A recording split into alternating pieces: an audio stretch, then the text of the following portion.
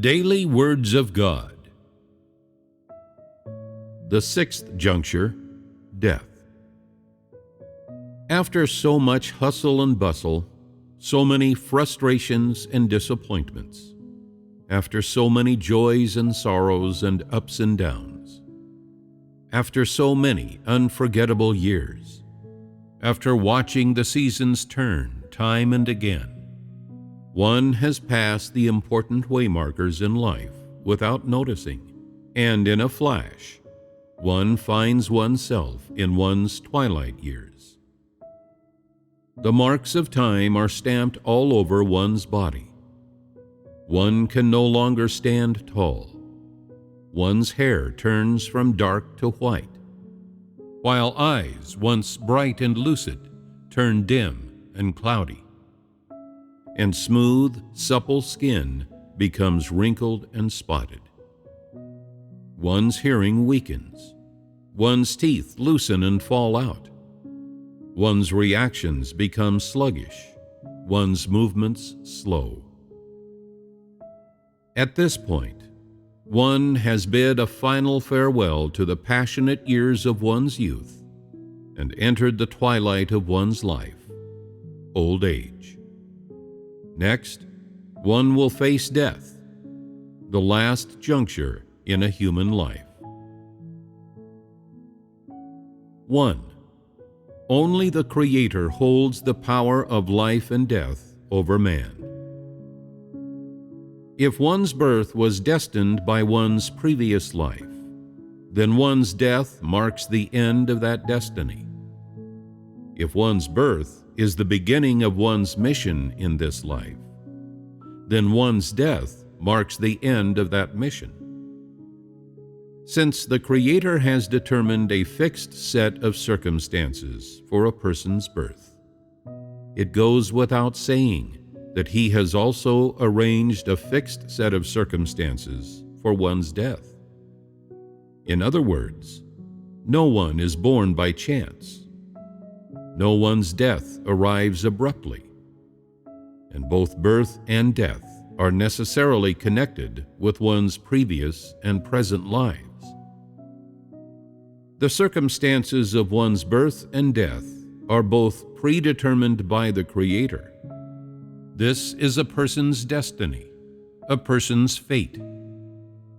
Since there are many explanations for a person's birth, it is also true that a person's death will naturally occur under its own special set of various circumstances.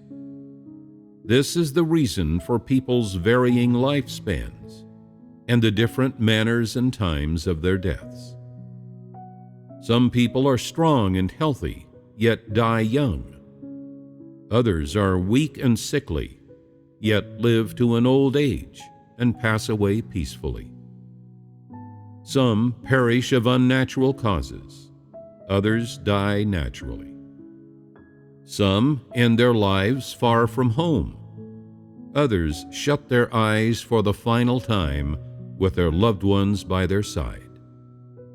Some people die in mid-air, others beneath the earth. Some sink beneath the water, others are lost in disasters. Some die in the morning, others at night. Everyone wants an illustrious birth, a brilliant life, and a glorious death. But no one can reach past their own destiny. No one can escape the Creator's sovereignty.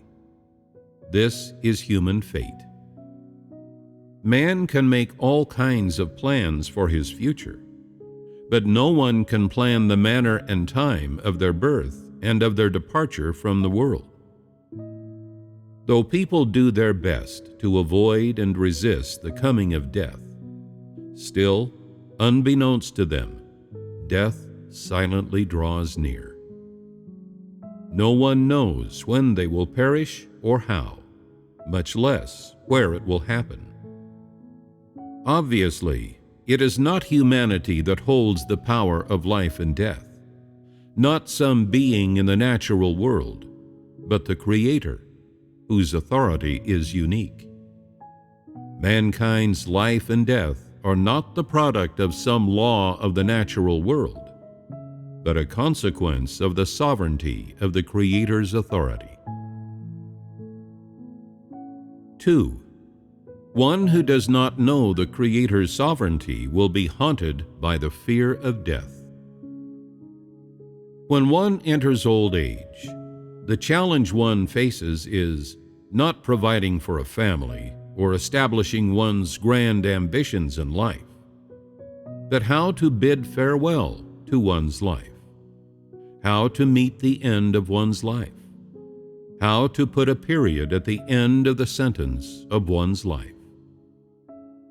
Though on the surface it seems that people pay little attention to death, no one can avoid exploring the subject, for no one knows whether another world lies on the far side of death, a world that humans cannot perceive or feel, that they know nothing about.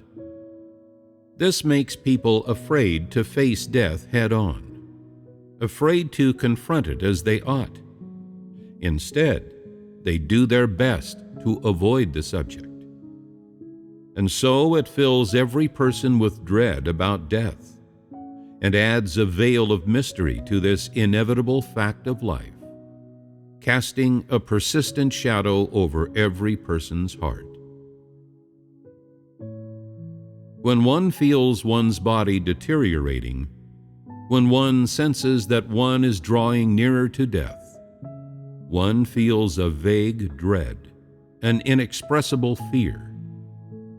Fear of death makes one feel ever lonelier and more helpless.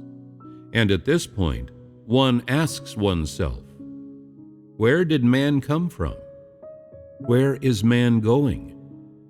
Is this how man dies, with his life having rushed past him? Is this the period that marks the end of man's life? What, in the end, is the meaning of life? What is life worth, after all?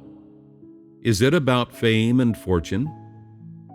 Is it about raising a family? Regardless of whether one has thought about these specific questions, regardless of how deeply one fears death, in the depths of every person's heart, there is always a desire to probe the mysteries, a feeling of incomprehension about life, and mixed in with these, sentimentality about the world, a reluctance to leave. Perhaps no one can clearly articulate what it is that man fears, what it is that man seeks, what it is that he is sentimental about, and what he is reluctant to leave behind.